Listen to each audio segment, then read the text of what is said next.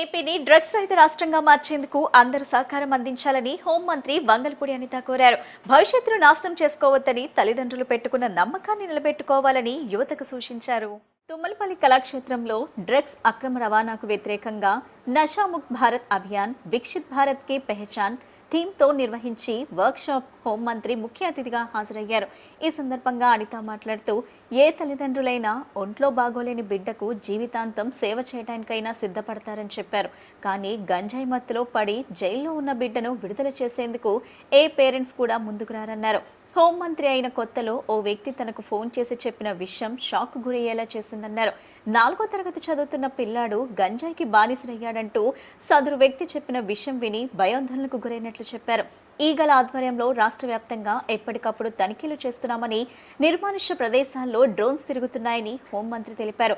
ఎక్కడో చెట్టు కింద కూర్చొని గంజాయి తీసుకున్నా కూడా డ్రోన్ పట్టేస్తుందన్నారు. అంత స్ట్రిక్ట్ సర్వే లైన్స్ పనిచేస్తున్నాయని చెప్పారు. విజయవాడ కమిషనరేట్లో ఏ మూలకు వెళ్లినా సీసీటీవీ కెమెరాలు పనిచేసే పరిస్థితులు ఉన్నాయన్నారు. భవిష్యత్తును నాశనం చేసుకోవద్దని తల్లిదండ్రులు పెట్టుకున్న నమ్మకాన్ని నిలబెట్టుకోవాలని యువతకు సూచించారు. చిన్న చిన్న ఆనందాల గురించి ఆరోగ్యాన్ని పాడు చేసుకోవద్దని, తల్లిదండ్రులకు కడుపు కోత మిగిల్చే పరిస్థితి తీసుకురావద్దన్నారు. లీగల్ టీమ్ ఆపరేషన్ గరుడా పేరుతో మెడికల్ షాప్లను కూడా తనిఖీ చేస్తుందన్నారు. గంజాయి పట్టడంలో పోలీస్ డాగ్లు ఉత్తమ అవార్డులు కూడా తెచ్చాయని తెలిపారు. మత్తు పదార్థాల సమాచారం ఉంటే 1972కు కాల్ చేయాలని, ఇన్ఫర్మేషన్ ఇచ్చిన వారి వివరాలను గోప్యంగా ఉంచుతామన్నారు.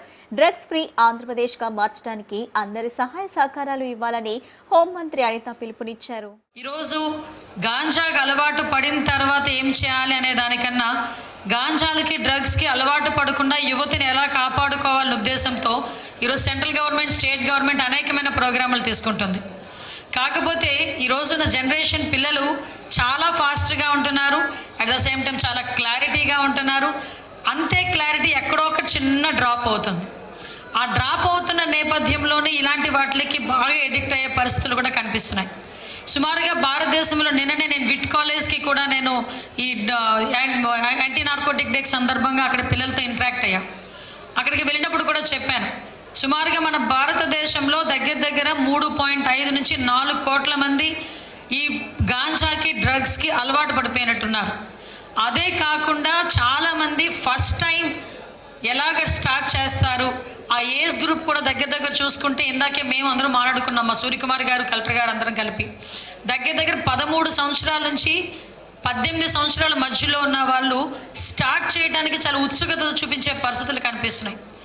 అలవాటు ఎలా వచ్చింది అంటే త్రూ ఫ్రెండ్స్ ద్వారా వచ్చింది. ఎంతో తెలుసా, 60 to 70% పక్కనున్న ఫ్రెండ్ ఇనిషియేట్ చేయటం వల్ల, పక్కనున్న ఫ్రెండ్ ఇలా చేస్తే బాగుంటుంది ఒక్కసారి చూడు అని చెప్పడం వల్ల అలవాటైన వాళ్ళు 60 నుంచి 70% మంది ఉన్నారు. అంటే నిన్న కూడా నేను ఒక మాట చెప్పాను, ఏదో సినిమా డైలాగ్లో చెప్పినట్టుగా మనకు శత్రువులు ఎక్కడో ఉండరు, చుట్టూ ఉంటారంటారు కదా. అలాగే మనకి ఈరోజు ఈ గాంజా, డ్రగ్స్ విషయంలో మనకు అలవాటు చేసేవాళ్ళు మన స్నేహితులు అనుకునే కన్నా మనకి శత్రువుల కింద భావించే పరిస్థితులు ఈరోజు చాలా ఉన్నాయి. ఈరోజు ఇక్కడికి వచ్చిన స్టూడెంట్స్ చాలామంది 10th క్లాస్, ఇంటర్మీడియట్ స్థాయి వరకు చాలామంది ఉన్నారు. అంటే అమ్మాయిలు వచ్చారు, అబ్బాయిలు వచ్చారు చాలామంది. It's very good initiation. ఎందుకంటే ఇలాంటి కార్యక్రమాలకి వచ్చి 2 గంటలు 2.5 గంటలు కూర్చోవడం అంటే చాలా కష్టం. అదే మన మొబైల్ పట్టుకొని ఇన్స్టాగ్రామ్లో మెడ నెప్పెట్టినా కూడా టకా తీస్తుంటాం. మీరందరూ కూడా మంచిగా చదువుకొని, ఇందాక పొలిటీషియన్స్ అన్నారు కదా, ఎనీ టైం మీలో ఎవరైనా ఏ రోజుకైనా ఒక ఎమ్మెల్యే, ఒక ఎంపీ అలా అయిన వాళ్ళు ఎవరైనా ఉన్నా కూడా ఏ రోజు నన్ను వచ్చి కలవండి, డెఫినెట్గా గుర్తుపెట్టుకొని మాత్రం కలవండి ఒకసారి, నేను హ్యాపీ ఫీల్ అవుతా. ఈరోజు యువశక్తిని ముందుకు తీసుకురావాలని ఉద్దేశంతో, అమ్మ మీకు తెలుసా, యాక్చువల్గా మొన్న అసెంబ్లీలో 164 సీట్లు మేము గెలిస్తే అందులోని 60% కొత్త వాళ్ళకి అవకాశాలు వచ్చినాయి. ఈరోజు 25 మంది మంత్రులు ఉంటే దగ్గర 17 మంది కొత్త వాళ్ళు ఉన్నాం మేము మంత్రులకి. అదేవిధంగా నిన్న కాక మొన్న రాజ్యసభకి కూడా మా అందరికైనా చిన్నోడు విజయ్ని తీసుకెళ్ళి, చింతకాయల విజయ్ని రాజ్యసభ సభ్యుని చేశారు మన నారా చంద్రబాబు నాయుడు గారు. అంటే ఏంటంటే యువశక్తిని ప్రోత్సహించాలి అని చెప్పి ఈరోజు పాలిటిక్స్లో కూడా ఫర్దర్గా ప్రెసిడెంట్లు కానీ, ఎంపీటీసీలు కానీ ఎవరు పోటీ చేసినా కూడా 40 సంవత్సరాలు ఆ టార్గెట్ పెట్టి 40% యువతకి ఇవ్వాలి అని చెప్పి ఆల్రెడీ కొన్ని మా పార్టీలోని కూడా కొంత డెసిషన్స్ కూడా తీసుకున్నాం. అంటే అన్ని రంగాల్లోని కూడా యువశక్తిని ముందుకు తీసుకెళ్లాలంటే అదొక రిసోర్స్. దాన్ని మనం కాపాడుకోవాల్సిన బాధ్యత ఉంది. కాబట్టి మీరందరూ కూడా ఆ విషయంలో మా అందరికీ కూడా సహాయ సహకారాలు అందిస్తారని మనస్ఫూర్తిగా కోరుకుంటూ, ఈ అవకాశం ఇచ్చిన మీ అందరికీ కూడా ప్రత్యేకంగా ధన్యవాదాలు తెలియజేసుకుంటూ, పిల్లలందరికీ కూడా నా ఆశీర్వాదాలు తెలియజేసుకొని జై హింద్. మాదక ద్రవ్యాల వినియోగం వ్యక్తి జీవితాన్నే కాకుండా కుటుంబాలను, సమాజాన్ని కూడా తీవ్రంగా దెబ్బతీస్తుందని జిల్లా కలెక్టర్ లక్ష్మీ షా పేర్కొన్నారు. డ్రగ్స్ రహిత ఆంధ్రప్రదేశ్ లక్ష్యంగా సీఎం చంద్రబాబు మార్గదర్శకత్వంలో ఏర్పాటు చేసిన ఈగల్ ఏపీ దేశానికి ఆదర్శంగా నిలుస్తుందని తెలిపారు. అంతర్జాతీయ మాదక ద్రవ్యాల దుర్వినియోగం, అక్రమ రవాణా వ్యతిరేక దినోత్సవం సందర్భంగా పాత ప్రభుత్వ ఆసుపత్రి వద్ద రాష్ట్ర విభిన్న ప్రతిభావంతులు, ట్రాన్స్జెండర్, వయోవృద్ధుల సంక్షేమ శాఖ, ఈగల్ ఏపీ, ఎన్టీఆర్ జిల్లా యంత్రాంగం సంయుక్త ఆధ్వర్యంలో అవగాహన ర్యాలీ, వాగ్దాన్ నిర్వహించారు. కార్యక్రమంలో అధికారులు, విద్యార్థులు, స్వచ్ఛంద సంస్థల ప్రతినిధులు, స్థానిక ప్రజలు పెద్ద ఎత్తున పాల్గొన్నారు.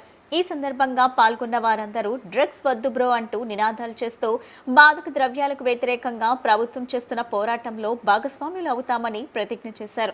కార్యక్రమంలో collector doctor G Lakshmi Shah మాట్లాడుతూ, రాష్ట్ర ప్రభుత్వం ఈగల్ ఏపీ ద్వారా మాదక ద్రవ్యాల సరఫరా, రవాణా, విక్రయాలపై డేగ కళ్ళతో నిఘా ఉంచుతూ మాఫియాపై కఠిన చర్యలు తీసుకుంటుందన్నారు. యువత మాదక ద్రవ్యాల బారిన పడకుండా తల్లిదండ్రులు, విద్యా సంస్థలు, స్వచ్ఛంద సంస్థలు సమిష్టిగా పనిచేయాల్సిన అవసరం ఉందని పేర్కొన్నారు. విద్యార్థులు, యువత ఉన్నత లక్ష్యాలను నిర్దేశించుకొని వాటిని చేరుకునేందుకు దృష్టి సారించాలని సూచించారు. మత్తు పదార్థాలకు దూరంగా ఉండి ఆరోగ్యకరమైన జీవన శైలిని అలవర్చుకోవాలని పిలుపునిచ్చారు. డ్రగ్స్, గంజాయి నిర్మూలనలకు ప్రభుత్వం కట్టుదిట్టమైన చర్యలు చేపడుతుందని, ప్రజల్లో అవగాహన పెంపొందించేందుకు విస్తృత కార్యక్రమాలు నిర్వహిస్తున్నట్లు తెలిపారు. రాష్ట్ర విభిన్న ప్రతిభావంతులు, ట్రాన్స్జెండర్, వయోవృద్ధుల సంక్షేమ శాఖ డైరెక్టర్ ఎం వేణుగోపాల్ రెడ్డి మాట్లాడుతూ, మాదక ద్రవ్యాల దుర్వినియోగం వల్ల ఆర్థిక, సామాజిక, ఆరోగ్యపరమైన తీవ్ర దుష్పరిణామాలు తలెత్తుతాయని పేర్కొన్నారు. డ్రగ్స్ ఫ్రీ ఆంధ్రప్రదేశ్ లక్ష్యంగా ప్రభుత్వం వినూత్న కార్యక్రమాలను అమలు చేస్తుందని తెలిపారు. యువత పెడదారి పట్టకుండా విస్తృత అవగాహన కార్యక్రమాలు నిర్వహిస్తున్నామని చెప్పారు. కేంద్ర, రాష్ట్ర ప్రభుత్వాల కార్యక్రమాలకు స్వచ్ఛంద సంస్థలు కూడా సహకరిస్తున్నాయని, నషాముక్త్ భారత్ అభియాన్లో భాగస్వాములవుతున్న ప్రతి ఒక్కరికి కృతజ్ఞతలు తెలిపారు. ఈరోజు ఇంటర్నేషనల్ డ్రగ్స్ ప్రివెన్షన్ డే కార్యక్రమానికి ముఖ్య అతిథిగా వచ్చిన ఈగల్ ఐజీ గారికి, అలాగే డైరెక్టర్ గారికి, అలాగే జిల్లా పెద్దలందరికీ, మీడియా మిత్రులందరికీ, ఈ కార్యక్రమంలో పాల్గొనడానికి వచ్చిన స్టూడెంట్స్ అందరికీ హృదయపూర్వక అభినందనలు. ఈ డ్రగ్స్ మహమ్మారిని ఎంత త్వరగా మనం సమాజం నుంచి తిరగబడితే సమాజం అంత బాగుంటుంది అని ఒక మంచి సదుద్దేశంతో గౌరవ ముఖ్యమంత్రి గారు రాష్ట్ర స్థాయిలో విప్లవాత్మకమైన ఒక వ్యవస్థను తీసుకొచ్చారు. అది ఈగల్ వ్యవస్థ. తీగ కళ్ళు ప్రతి ఒక్కరిని చూస్తుంటుందని ఒక నినాదంతో ఎక్కడైనా డ్రగ్ మాఫియా లేదా డ్రగ్ పెడ్లర్స్ కానీ, డ్రగ్ తీసుకున్న వాళ్ళు కానీ మమ్మల్ని ఎవరు చూడట్లేదు, మేము సేఫ్గా పబ్లిక్ని ఇబ్బంది పెట్టవచ్చు, సేఫ్గా వాళ్ళ బిజినెస్ వాళ్ళు చేసుకుంటారు ఉంటే వాళ్ళందరి మీద తీగ కళ్ళు వాచ్ చేస్తూ ఉంది, మిమ్మల్ని వదిలి పెట్టాము అనే ఒక నినాదంతో ఈ కార్యక్రమం తీసుకొచ్చి ఈరోజు ఈగల్ వ్యవస్థ మన రాష్ట్రంలో కాకుండా వేరే రాష్ట్రం వాళ్ళు కూడా తీసుకెళ్లి ఎగ్జాంపుల్గా, ఆదర్శంగా దీన్ని అమలు చేసే పరిస్థితికి వచ్చింది. దీన్ని ప్రతిష్టాత్మకంగా ముందుకు తీసుకెళ్తున్న ఆ సెక్రటరీ గారికి, అలాగే మినిస్టర్ గారికి, అలాగే దీన్ని మెయిన్ హెడ్ మన ఐజీ సార్ గారికి హృదయపూర్వక అభినందనలు. ఈ డ్రగ్స్ వల్ల యూత్స్ మెయిన్లీ చాలా డైవర్ట్ అయిపోతూ ఉంటారు. సో వాళ్ళ main stream achievement, social development, economic development ఇవన్నీ వదిలేసి ఆ డ్రగ్స్ వాళ్ళని వేరే వైపు తీసుకెళ్లి చివరికి జీవితాన్ని నాశనం చేస్తూ ఉంది. ఇది కేవలం వాళ్ళొక్కరి జీవితం కాదు, వాళ్ళ కుటుంబం, అలాగే సమాజాన్ని కూడా చీకట్లోకి నెట్టేస్తుంది. ఇటువంటి పరిస్థితి నుంచి యూత్స్ ని కాపాడుకునే ఉద్దేశంతో ఈ కార్యక్రమం చేపడుతుంది. చాలా అభినందనదాయకము. ప్రతి ఒక్కరిలో అవగాహన తీసుకురావాలి. ముఖ్యంగా యూత్స్ అలాగే మీడియా మిత్రుల ద్వారా ఈ మెసేజ్ ప్రతి ఒక్కరికి వెళ్ళాలి. సో డ్రగ్స్ నెక్స్ట్ డెత్ ఈ టైప్ ఉంటుంది డ్రగ్స్ తీసుకుంటే. కాబట్టి దాన్ని ఎంత త్వరగా మనం వదిలేసి ఎంత త్వరగా మనం దాని నుంచి దూరంగా వెళ్తామో అంత జీవితం బాగుంటుంది అని తెలియజేసుకుంటూ ఈ కార్యక్రమానికి వచ్చేసిన ప్రతి ఒక్కరికి ధన్యవాదాలు తెలియజేస్తూ నమస్కారం. సెలవు తీసుకుంటాం. ఈగల్ ఆంధ్రప్రదేశ్ పెట్టిన తర్వాత డ్రగ్స్ వద్దు బ్రో అని రాష్ట్ర ప్రభుత్వం ఒక పెద్ద క్యాంపెయిన్ తీసుకుంది. రాష్ట్రంలో సుమారుగా 70 లక్షల మంది విద్యార్థులు ఉన్నారు. 40,000 ఈగల్ క్లబ్స్ పెట్టడం జరిగింది. ఈ క్లబ్స్ ప్రధానమైన ఉద్దేశం డ్రగ్స్ని బారిన పడకుండా విద్యార్థులు కాపాడటం, అదేవిధంగా ప్రజల్లో చైతన్యం తీసుకొచ్చి సమాజంలో ఎక్కడో కూడా ఈ మాదక ద్రవ్యాలకి వ్యతిరేకంగా పోరాడాలని పిలుపునివ్వడం. మీ ప్రాంతంలోకి గంజాయి ప్రవేశిస్తే తప్పకుండా ఈగల్ కాల్ సెంటర్ 197కి తెలియచేయాలని కోరుతున్నాం. అదేవిధంగా ఈగల్ ద్వారా ఎన్నో ఇంపాక్ట్ ఆపరేషన్స్ మన రాష్ట్రంలోనే మొదటిసారిగా జీరో కల్టివేషన్, మన రాష్ట్రంలో గంజాయి సాగు పూర్తిగా నిర్మూలించడం జరిగింది ఆపరేషన్ చైతన్యం ద్వారా. దీన్ని దేశవ్యాప్తంగా బెస్ట్ ప్రాక్టీస్ కింద కేంద్ర ప్రభుత్వం కూడా గుర్తించడం జరిగింది. అదేవిధంగా ఆపరేషన్ సేఫ్ క్యాంపస్ జోన్, పొగాకు రహిత విద్యా సంస్థల లక్ష్యంగా ఈ క్యాంపెయిన్ మనకి జరుగుతుంది. ఎన్నో వేల కేసులు కూడా నమోదు చేయడం జరిగింది. అదేవిధంగా ఆపరేషన్ గరుడ ఓపీఆర్ డిప్యూల్ జరగకుండా విద్యార్థులను కాపాడడం కోసం, అదేవిధంగా operation eagle on trains, couriers, buses and different కార్యక్రమాలు మనం చేపట్టడం జరిగింది. ఈ కార్యక్రమాలన్నింటికీ సహకరిస్తున్న ప్రజలకి, అదేవిధంగా ఇటీవల కాలంలో ఆపరేషన్ వజ్రప్రహ సుమారుగా 849 హాట్స్పాట్స్ గుర్తించి డ్రోన్ సర్వేలెన్స్ ద్వారా, విస్తృతమైన తనిఖీల ద్వారా ఇక్కడ కూడా డ్రగ్స్ తగ్గించడం జరిగింది. ప్రత్యేకంగా ఈగల్ ఆంధ్రప్రదేశ్కి సహకరిస్తున్న అన్ని శాఖలకు కూడా ధన్యవాదాలు తెలుపుకుంటున్నాం. అదేవిధంగా ఎన్టీఆర్ డిస్ట్రిక్ట్లోని జిల్లా కలెక్టర్ గారు, జిల్లా యంత్రాంగం మొత్తం కూడా ఈ కార్యక్రమాల్లో చురుగ్గా పాల్గొంటూ దిశానిర్దేశం చేస్తున్నారు. జిల్లా కలెక్టర్ గారికి ఈ నషాముక్త భారత్ అభియాన్ సందర్భంగా ప్రత్యేకమైన ధన్యవాదాలు తెలుపుకుంటూ సెలవు తీసుకుంటాం. ప్రధానమంత్రి గారు 2047కి వికసిత భారత్ ప్రపంచంలో అగ్ర దేశాల సరసన ఉండాలి, అయితే నెంబర్ 1గా ఉండాలని అంటారు, ఆశిస్తున్నారు. కానీ తెలియకుండా మనకి ఈ డ్రగ్ అబ్యూస్ అనేది ఉంది, యువత నిర్వీర్యం చేస్తుంది. ఈ యువత మీదే ఉంది భారతదేశ భవిష్యత్తు. ఇప్పుడు ప్రపంచంలో చూసినట్టు దాదాపు 40 కోట్ల మంది యువత ఈ డ్రగ్స్ కి అలవాటు ఉన్నాయి అనేది. అదే కూడా వచ్చే పెద్ద సంవత్సరం దాదాపు 10 to 20% ఎక్స్ట్రా మనీ యాడ్ చేయడం జరిగింది. అంచేత యువత మేలుకోవాలి. డ్రగ్స్ పైన కుతూహలం కోసం, ఇంకో సూత్రం పీర్ ప్రెషర్ కోసం డ్రగ్స్ పైన పడద్దు. మనం చక్కగా మన కాలేజీని నిర్మించుకుందాం. మన ప్రధానమంత్రి గారు, మన ముఖ్యమంత్రి గారు స్వర్ణాంధ్రాలు అంటున్నారు. ఈ స్వర్ణాంధ్రాన్ని మనం సాధించాలి. అదే మనందరూ కూడా అందరూ ఒక సైనికులుగా మారి ఈ డ్రగ్ అబ్యూస్ని మరి ఏదో దాని నివారణ కృషి చేద్దాం. జై హింద్. పేద ప్రజలకు అవసరమైన సమయంలో అండగా నిలవటం ప్రభుత్వ లక్ష్యమని మైలవరం ఎమ్మెల్యే వసంత కృష్ణ ప్రసాద్ అన్నారు.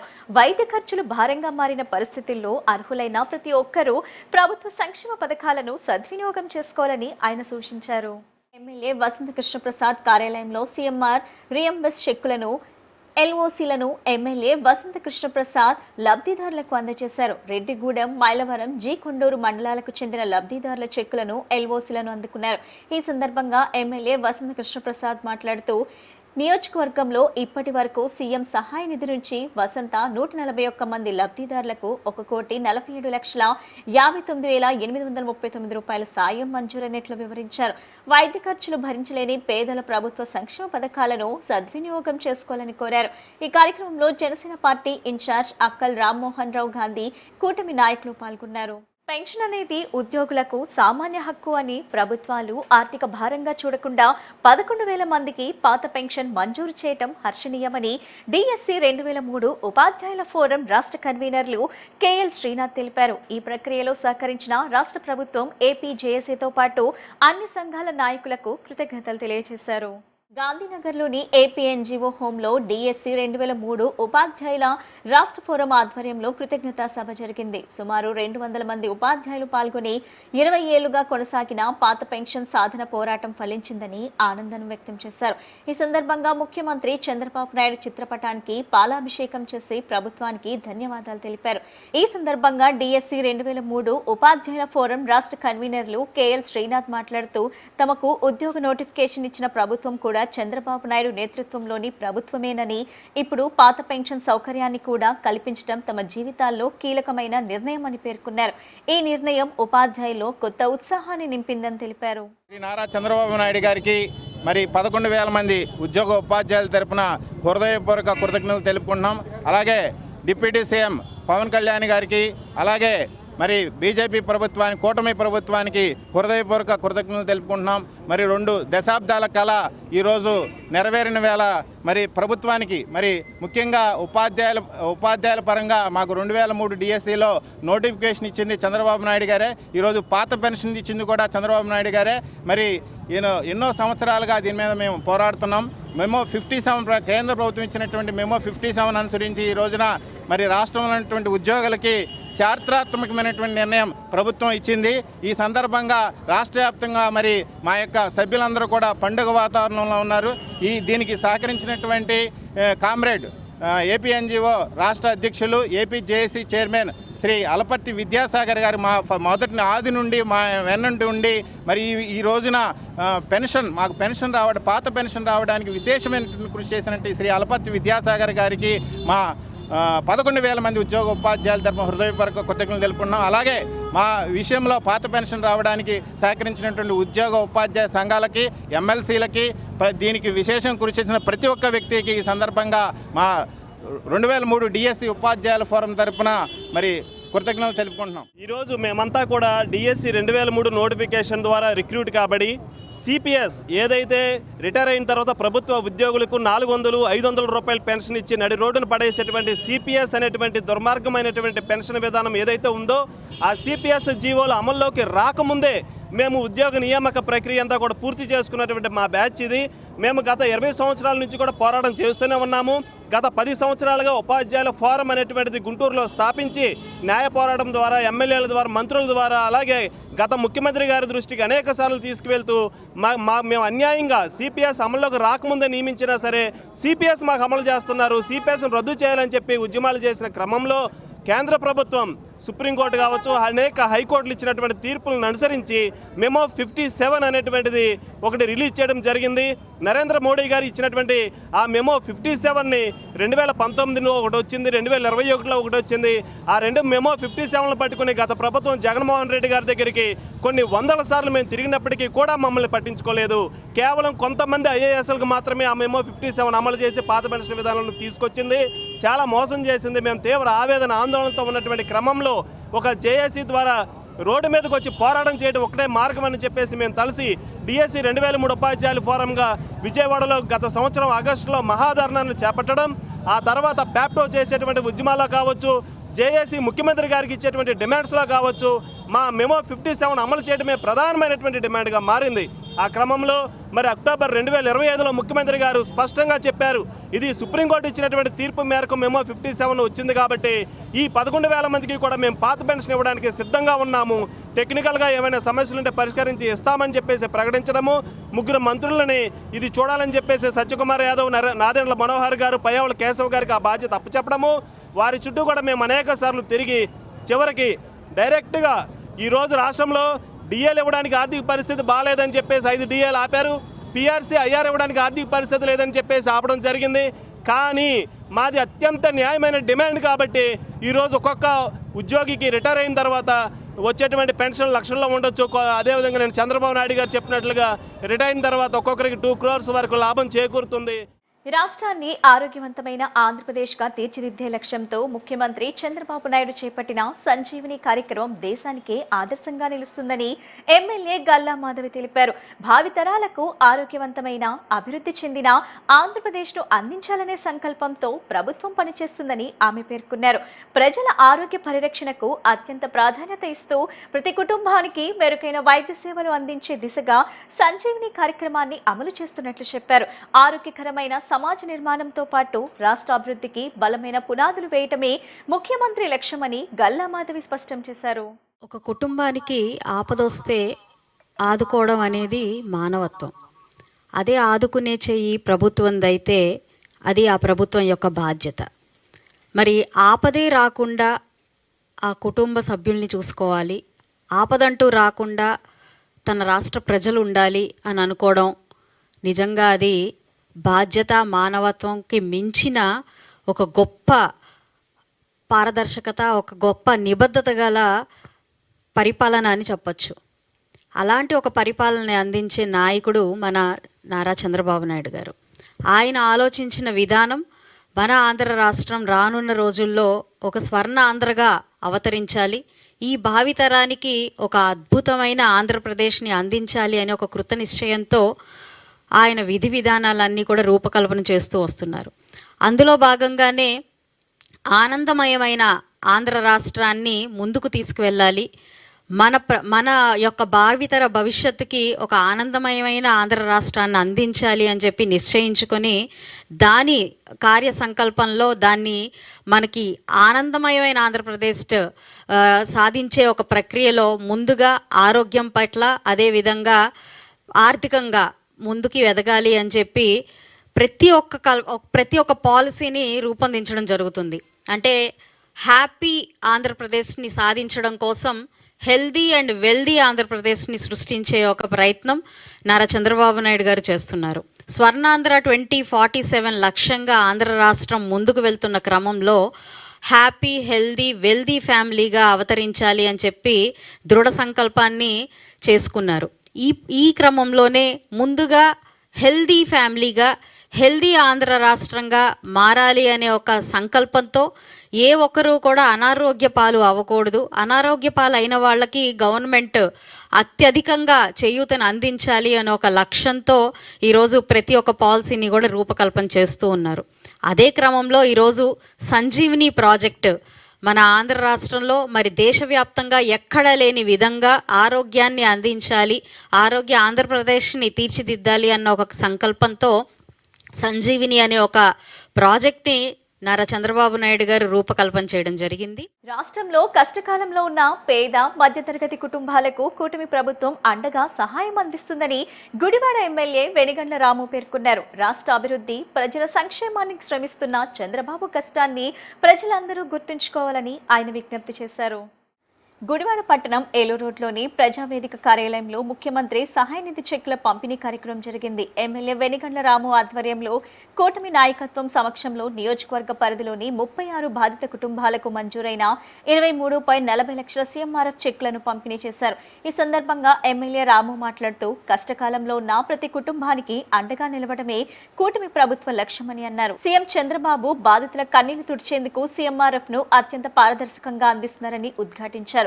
గత 2 ఏళ్లలో గుడివాడ నియోజకవర్గానికి 6.59 కోట్ల సహాయ నిధి మంజూరైందని చెప్పారు. ఇది నా ఒక్కడి కృషి కాదని, ప్రజల ఆశీస్సులు కూటమి ప్రభుత్వ చిత్తశుద్ధికి నిదర్శనమని ఎమ్మెల్యే రాము పునర్ఘటించారు. రాష్ట్ర అభివృద్ధి కోసం సీఎం చంద్రబాబు రాత్రింబవళ్లు కష్టపడుతున్నారని, ఆయన తపన, త్యాగాలను ప్రతి ఒక్కరూ గుర్తుంచుకోవాలన్నారు. ప్రజల మంచి కోసం పనిచేసే ఈ ప్రభుత్వానికి అందరూ మద్దతుగా నిలవాలని ఎమ్మెల్యే రాము పిలుపునిచ్చారు. సర్ ప్రక్రియ పట్ల ముస్లిం మైనార్టీలు ఎలాంటి అపోహలకు గురి కావాల్సిన అవసరం లేదని బీజేపీ మైనార్టీ మోర్చా రాష్ట్ర అధ్యక్షుడు సయ్యద్ బాషా స్పష్టం చేశారు. సర్ గురించి కాంగ్రెస్ పార్టీ, ఇతర విపక్షాలు చేస్తున్న దుష్ప్రచారాలను ఆయన తీవ్రంగా ఖండించారు. 2002 ఓటర్ల జాబితాలో పేర్లు నమోదైన వారి ఓట్లను తొలగించే ప్రసక్తి ఉండబోదని ఆయన స్పష్టం చేశారు. ఎవరి ఓట్లు తొలగించినా తమ మైనార్టీ మోర్చా ప్రతినిధులను కలిస్తే వారి ఓటు కోల్పోకుండా చూస్తామని బాషా భరోసా ఇచ్చారు. బీజేపీ మైనార్టీ మోర్చా రాష్ట్ర అధ్యక్షుడు సయ్యద్ బాషా తన కార్యాలయంలో విలేకరులతో మాట్లాడుతూ సర్ ప్రక్రియ పట్ల ఉన్న అపోహలను విశదీకరించారు. ఈ ప్రక్రియ పట్ల చాలా మంది మైనార్టీలు తమ ఓట్లు కోల్పోతామని ఆందోళన వ్యక్తం చేస్తున్నారని, కానీ ఈ ఆందోళన అర్ధరహితమన్నారు. కేరళ, పశ్చిమ బెంగాల్ రాష్ట్రాల్లో మైనార్టీలు ఆందోళన చెందుతున్నారని, అయితే కేరళలో ఎలాంటి సమస్య లేదన్నారు. పశ్చిమ బెంగాల్లో మమతా బెనర్జీ బంగ్లాదేశ్ నుంచి వచ్చిన చొరబాటుదారులకు ఓటు హక్కు ఇచ్చి వారిని తమ రాజకీయ ప్రయోజనాల కోసం వినియోగించుకున్నారని విమర్శించారు. అలాంటి విదేశీ చొరబాటుదారుల ఓట్లను మాత్రమే తొలగించడం సర్ ప్రక్రియ ముఖ్య ఉద్దేశమని వివరించారు. అదే సమయంలో చనిపోయిన వారి ఓట్లను, నకిలీ ఓట్లను గుర్తించి తొలగిస్తున్నారని తెలిపారు. పేర్లు, ఇతర తప్పిదాలను సరిదిద్దుతున్నారని వివరించారు. 2002 ఓటర్ల జాబితాల్లో ఓటు హక్కు కలిగిన వారిని ఓట్లు తొలగించే ప్రసక్తే ఉండదని ఆయన స్పష్టం చేశారు. ఎవరైనా ముస్లింలు, క్రిస్టియన్లు, పార్సీలు, జైన్లు, సిక్కులు, ఇతర మైనార్టీలు తమ ఓట్లు తొలగించినట్లు గుర్తిస్తే వారు తమ మైనార్టీ మోర్చాను సంప్రదిస్తే న్యాయం చేస్తామని భాషా భరోసా ఇచ్చారు. మొహరం పండుగ ముస్లింల నూతన సంవత్సర క్యాలెండర్ ప్రారంభోత్సవం తొలి రోజుకు చిహ్నమని వివరించారు. త్యాగానికి, ధర్మానికి, ధైర్యానికి ప్రతీకగా ఈ పండుగ నిలుస్తుందన్నారు. కర్బలా మైదానంలో ధర్మం కోసం ప్రాణత్యాగం చేసిన వారికి స్ఫూర్తిగా ఈ పండుగ నిలుస్తుందన్నారు. ఇస్లాం అంటే ఉగ్రవాదం కాదని, ఏ ముస్లిం కూడా పొరుగు వారికి ఇబ్బంది కలిగించాలని వివరించారు. నిజమైన ఇస్లాం ఆచరిస్తున్నంత కాలం శాంతికి కొదవ ఉండదని తెలిపారు. చాలా మందికి బీజేపీ గవర్నమెంట్ ఉంది కాబట్టి మైనార్టీ ఓట్లు తీసేస్తారని ఒక అపోహ క్రియేట్ అవుతుంది. దాంట్లో భాగంగానే ఈరోజు ప్రెస్ మీట్ పెట్టడం జరిగిందన్నమాట. ఎందుకంటే భారతీయ జనతా పార్టీ 2002లో లేదు, అప్పుడు కాంగ్రెస్ గవర్నమెంట్ ఉంది. అప్పుడు కూడా సర్ ప్రక్రియ జరిగింది. అప్పుడు ఎటువంటి సందేహం లేదు, అది ఓట్ బ్యాంక్ కోసం కాంగ్రెస్ గవర్నమెంట్ ఉంది, మైనార్టీ సపోర్ట్ చేసింది అప్పుడు అనుకున్నారు. కానీ ఇప్పుడు భారతీయ జనతా పార్టీ, మోడీ గారి ప్రభుత్వం ఉంది కాబట్టి మైనార్టీస్ ఓట్లు తీసేస్తారని ఒక అపోహ పబ్లిసిటీ బాగా చేస్తున్నాయి ప్రతిపక్షాలు, ముఖ్యంగా కాంగ్రెస్ గవర్నమెంట్. పశ్చిమ బెంగాల్లో కానీ కేరళలో కానీ మిగతా రాష్ట్రాలు ఎక్కడైతే జరిగిందో, ముఖ్యంగా కేరళ తీసుకుందాం. కేరళలో ఎటువంటి ప్రాబ్లం లేదు. అక్కడ ఉన్న ముస్లిమ్స్ అందరికీ ఓటు ఉంది, లేని వాళ్ళు కూడా కొత్త ఓటు వచ్చింది. పశ్చిమ బెంగాల్లో ముఖ్యంగా చూస్తే అక్కడ బంగ్లాదేశ్ నుంచి వచ్చిన వాళ్ళు ఎక్కువ మంది ఉన్నారు కాబట్టి అక్కడ మమతా బెనర్జీ గారు ఓట్ బ్యాంక్ కోసం వాళ్ళని వాడుకోవడానికి ఓటు హక్కు ఇచ్చి వాళ్ళతో ఓటు వేయించుకుంటూ గెలిపించుకుంటూ వచ్చారు. ఎప్పుడైతే ప్రక్రియ వచ్చిందో వాళ్ళు మన దేశం వాళ్ళు కాదు కాబట్టి వాళ్ళని ఓట్లను తీయడం జరిగిందన్నమాట. ముఖ్యంగా ప్రక్రియ ముఖ్య ఉద్దేశం ఏంటంటే ఇందులో డూప్లికేట్ ఓట్స్ని తీసేయడం జరుగుతుంది. రెండోది చనిపోయిన వాళ్ళ ఓటు తీసేయడం జరుగుతుంది. చాలామంది ఏం చేస్తున్నారంటే విజయవాడలో ఓటేస్తున్నారు, సాయంత్రంకి వేరే ఊరు వెళ్ళి ఓటేస్తున్నారు. అలాంటి డూప్లికేట్ ఓట్స్ తీసేయడం జరుగుతుంది. అలాగే ఇప్పుడు దాకా ఓటు హక్కు లేని వాళ్ళకి కొత్త ఓటు ఇస్తారు. ఓట్లో మిస్టేక్స్ అని ఉంటే కనుక ఆ మిస్టేక్ రెక్టిఫై చేసి ఇవ్వడం జరుగుతుంది. ఇక్కడ ఎక్కడా కూడా ఓటు తీసే ప్రక్రియ ఎక్కడా లేదు. ఫర్ ఎగ్జాంపుల్కి నేను బీజేపీ, ఇప్పుడు నాకు లేదంటే ఇంకో కాంగ్రెస్ వాళ్ళు ఉన్నారు, వాళ్ళు ఓటు తీయడం నాకు ఇంట్రెస్ట్, కానీ నేను ఆ ఓటు తీయాలంటే దానికి ఒక పెద్ద ప్రాసెస్ ఉంటుంది. దాంట్లో పాటు బిఎల్ఓ ఉంటారు, బూత్ లెవెల్ ఆఫీసర్, వాళ్ళు అబ్జర్వేషన్లో ఉంటారు. కాబట్టి ఆ ఓటు తీస్తుంటే డైరెక్ట్గా మన కలెక్టర్ దాకా వెళ్ళాల్సి వస్తుంది అన్నమాట. వాళ్ళు తీస్తే వాళ్ళు ఒప్పుకోరు కదా, వాళ్ళ ఏజెంట్ కూడా ఉంటారు కదా, ప్రతి పార్టీకి ఏజెంట్ ఉంటాడు, వాళ్ళు ఒప్పుకోరు. సో ఇదంతా ఒక ప్రాసెస్. 2002లో ప్రక్రియలో ఎవరైతే ఓటు హక్కు ఉందో వాళ్ళకి ఇప్పుడు ఇబ్బంది లేదు. లేని వాళ్ళకి ప్రూఫ్లు చూపిస్తే పని అయిపోతుంది. ఎక్కడా కూడా టెన్షన్ పడాల్సిన అవసరం లేదు. నేను గట్టిగా చెప్తున్నాను, భారతీయ జనతా పార్టీ మైనార్టీ మోర్చా నుంచి ముస్లిమ్స్ కానీ, క్రిస్టియన్స్ కానీ, జైన్స్ కానీ, సిక్కులు కానీ, పార్సీస్ కానీ ఏదైనా ఇబ్బంది ఉంటే కనుక తప్పకుండా మమ్మల్ని కలవచ్చు, మేము వాళ్ళకి సపోర్ట్ చేస్తాం. ఒక్క ఓటు పోయినా సరే నన్ను వచ్చి అడగండి, అంత గ్యారంటీ నేను ఇస్తున్నాను. ఏ ముస్లిం ఓటు కూడా పోవడానికి ఛాన్స్ లేదు. ఈ దేశంలో పుట్టిన వాళ్ళు ఎవరికైనా సరే ఓటు హక్కు ఉంటుంది. అలాంటి వాళ్ళకి ఓటు హక్కు ఇచ్చే బాధ్యత నాది. ఒకవేళ ఓటు పోతే కనుక అలా తీసేసే ప్రక్రియ జరిగితే కనుక తప్పకుండా మేము సపోర్ట్ చేస్తాం, వాళ్ళకి మేము అండగా ఉంటాం. రాష్ట్రంలో కూటమి పాలన కమ్మగా సాగుతుందని రెబరేషన్ కాంగ్రెస్ పార్టీ అధ్యక్షుడు మాజీ ఐఏఎస్ అధికారి విజయ్ కుమార్ అన్నారు.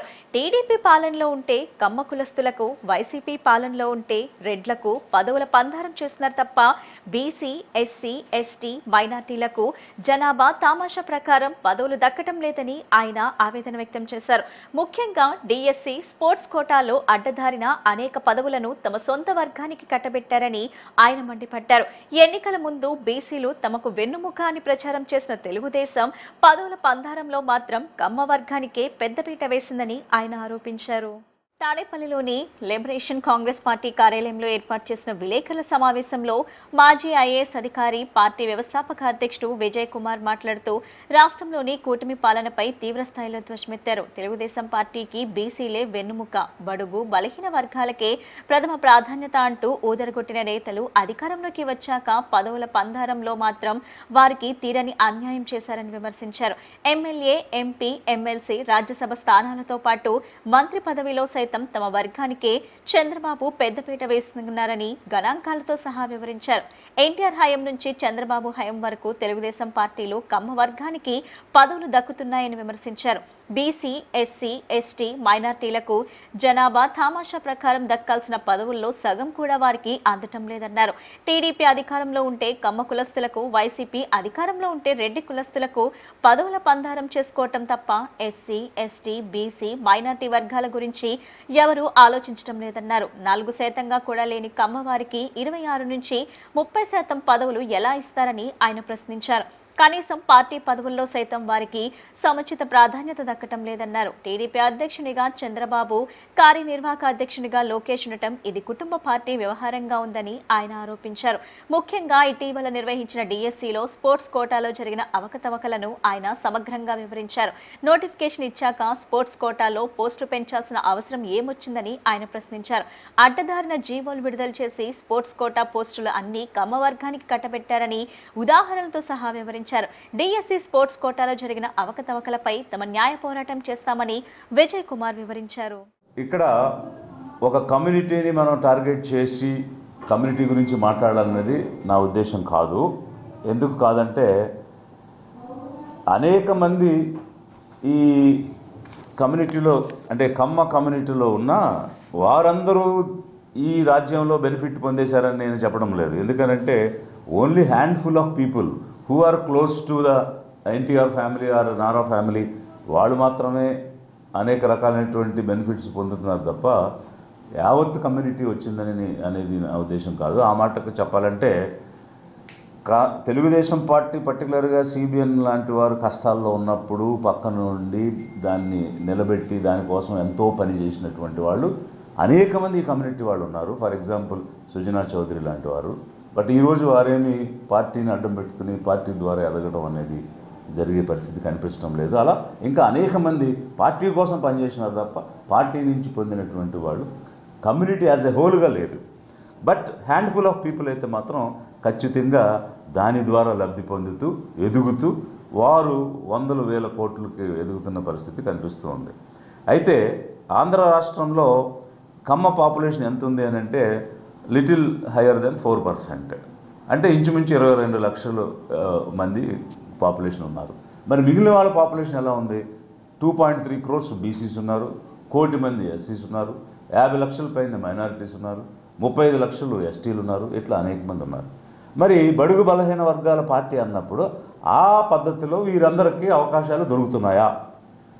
ఎమ్మెల్యేలుగా, ఎంపీలుగా, మినిస్టర్లుగా గనక మనం చూస్తే 8 మంది ఎమ్మెల్యేలు వీళ్ళ దామాషా ప్రకారం రావాల్సింది 2014-19లో కానీ ఇప్పుడు కానీ ఇంచుమించు 36 మంది కమ్మ ఎమ్మెల్యేస్ ఉన్నారంటే 4% ఉండాల్సిన దగ్గర 25 నుంచి 36% మంది ఎన్నికైనటువంటి ఎమ్మెల్యేలు ఉన్నారు. ఒక ఎంపీ స్థానానికి మాత్రమే వారికి అర్హత ఉన్న ప్రతి 14లో కానీ 24లో కానీ ఇంచుమించు 5 నుంచి 6 మంది ఎంపీలు ఉన్నారు. ఈవెన్ 2019లో 3 గెలిస్తే అందులో 2 కమ్మకు చెందినటువంటి వాళ్ళు ఉన్నారు. మినిస్టర్స్ విషయాన్ని తీసుకుంటే 14-19 సందర్భంలో 6 మంది సీఎంతో కలిపి ఇదే కమ్యూనిటీకి చెందిన వారు మంత్రులుగా ఉన్నారు. ఇప్పుడు 5 మంది ఉన్నారు. వాస్తవంగా వారికి ఒకటే రావాలి. 11 మంది బీసీలు ఉండాల్సిన దగ్గర 8 మంది ఉన్నారు. 5 మంది ఎస్సీలు ఉండాల్సిన దగ్గర 2 ఉన్నారు. 2 మైనారిటీలు ఉండాల్సిన దగ్గర 1 ఉన్నారు. సో ఇదంతా నేను ఎందుకు చెప్తున్నానంటే ఒక పాడ్కాస్ట్లో నేను ఒక ప్యాటర్న్ జరుగుతూ ఉంది.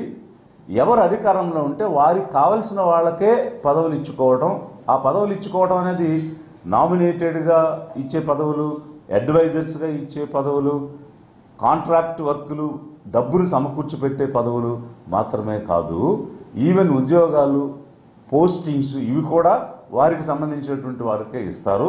అందులో భాగంగా డిఎస్సి మీద ఒక చర్చ జరుగుతూ ఉంది. ఆ డిఎస్సి మీద జరుగుతున్నటువంటి చర్చలో వారికి కావలసిన వారికి ఇచ్చుకోవడానికే గైడ్ లైన్స్ మారుస్తూ వచ్చారు అనేటువంటిది నేను మాట్లాడాను. కావలసిన వారు ఎవరు అని అంటే నాకు ఏపీపీఎస్సీ రిక్రూట్మెంట్లో ఒక పర్టికులర్ కేసు వచ్చింది.